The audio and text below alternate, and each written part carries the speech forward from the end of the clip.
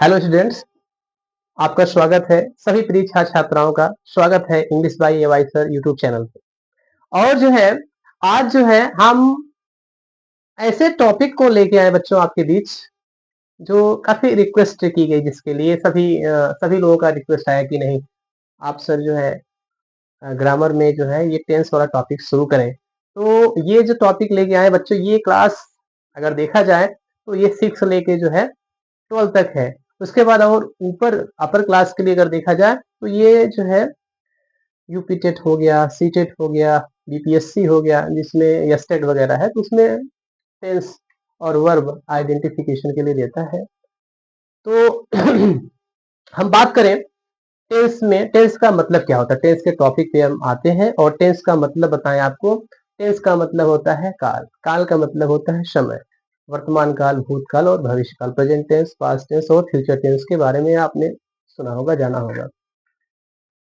तो इसमें जो है अगर परिभाषा की बात करें, काल, काल क्रिया का वह रूप है जो हमें काम के होने, काम के होने या घटना के घटने ना के समय को जो है बताता है। Tense is the form of verb which tells us, which tells us, या आप कह सकते हैं that shows us about the time of an action ना, ये कह सकते हैं। ठीक है, ये रहा आपका जो है परिभाषा, हमने आपको टेंस के बारे में बताया। और टेंस में जो प्रेजेंट टेंस है, प्रेजेंट टेंस में जो परिभाषा है वर्तमान काल की, उसको आप कह सकते हैं कि present tense shows about the time, about an action which happens now or regularly। मतलब कह सकते हैं कि वर्तमान काल वह है जो हमें जो है काम के बारे में बताता है, जो अभी हुआ है या अभी हो रहा है, होता है, या इसके बारे में बताता है वो नियमित रूप से होता है। ये बताता है प्रेजेंट टेंस, वर्तमान काल जिसको आप कहते हैं।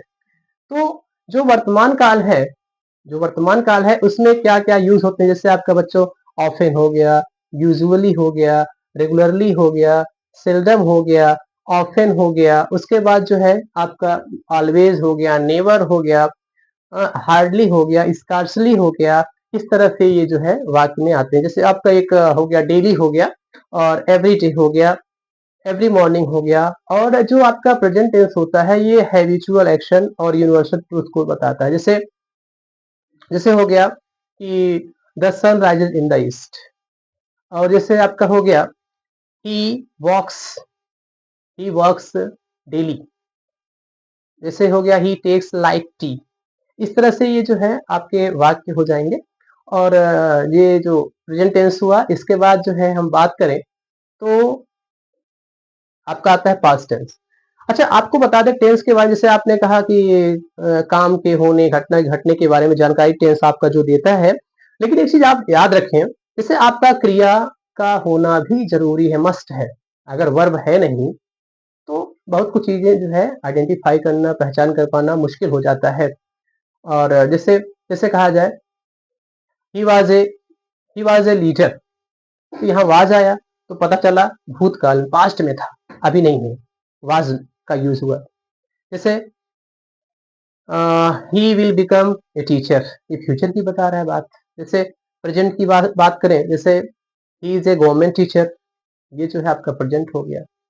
हाँ, तो इस तरह से ये चीजें होती हैं। और अब हम बात करें जो है पास्ट टेंस की बात करें, तो पास्ट टेंस में जो है इसकी जो डिफिनेशन है भूतकाल, past tense shows about an action which happened in the past.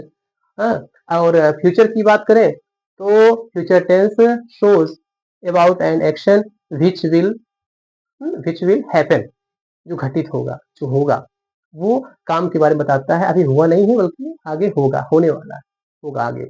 तो इस तरह से जो है प्रेजेंट टेंस, पास्ट टेंस और फ्यूचर टेंस का आपको जो है इसके बारे में जानकारी दी गई।